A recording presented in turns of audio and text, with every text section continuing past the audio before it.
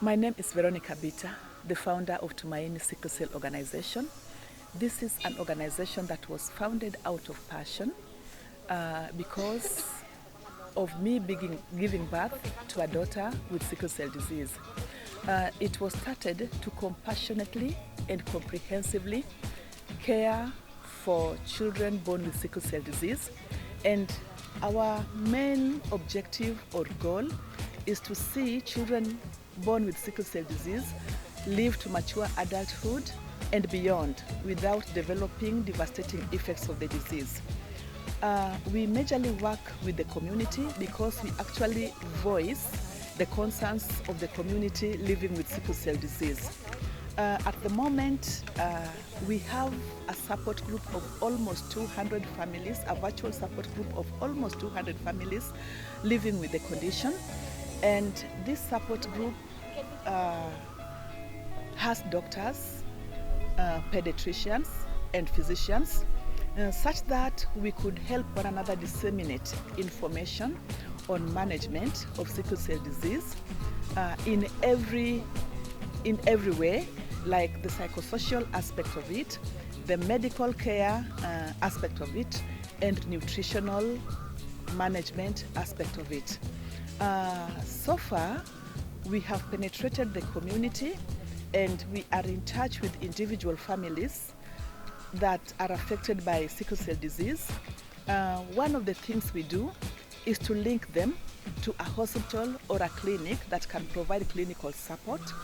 At the moment, we also have mentorship programs where we mentor the young between the age of 8 and 12 years. We train them to be sickle cell ambassadors so that they can disseminate information and help us create awareness. Because there are so many myths that surround sickle cell disease. In Luo, most people believe that it is witchcraft, and so such are the myths that we are debunking. Another myth is that children born with sickle cell disease don't live beyond 5 years, and that is not true, because we have a record of somebody living with sickle cell up to 90 years, up to 73 years, and in our support group we have grown-ups who are living with sickle cell and they are over 50 years. They are professionals, they've been through education up to university levels, and they are leading their full lives because they are married with children and they are working and supporting their family, yet living with sickle cell. So we create awareness and try as much as we can to mobilize the community so that they can take their children for genetic screening and counseling to test for the presence of sickle cell genes, because that is what is going to bring about what we call primary intervention, such that people make informed choices of their marriage partners to eliminate giving birth to children with sickle cell disease.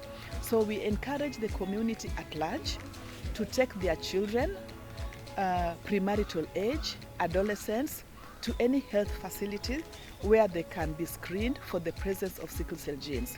We have these people called carriers. I myself is one of them. You cannot give birth to a child living with sickle cell disease unless you are carrying the gene, or the trait, and you get married to another person who is carrying the gene. As carriers, we lead normal, healthy life. And people with sickle cell disease, they always inherit the genes from their parents. The father contributes the defective gene, the mother contributes the defective gene, so that they have two genes for sickle cells. That's the time they show clinical symptoms and they fall sick. Sickle cell can be managed, and people can lead normal lives, go through education up to the highest level possible, work, lead very productive lives, and the kind of information we disseminate is to make people, families affected by sickle cell disease, to know that their children need their support and will grow to mature adulthood and beyond. I have urgent call to action, especially to the community at large. My call is for each and every family to ensure their children are tested for the presence of sickle cell genes.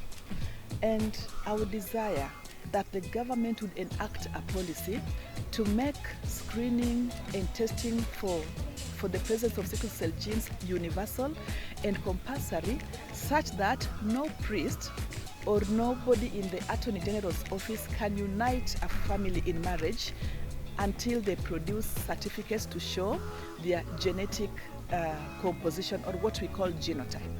Yeah, because it's not really right to give birth, to get married knowingly that there is a chance of giving birth to a child living with sickle cell disease, because first of all, it is actually a devastating disease with so many physiological effects. Sometimes they suffer from stroke, which is irreversible.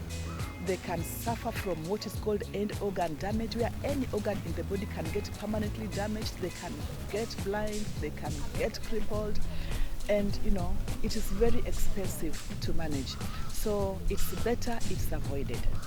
Yeah, so my appeal to the government is to really work towards enacting a law that will make the newborn screening for the presence of sickle cell disease universal in the entire country. Any child born in Kenya should be tested for the presence of sickle cell genes before leaving the hospital.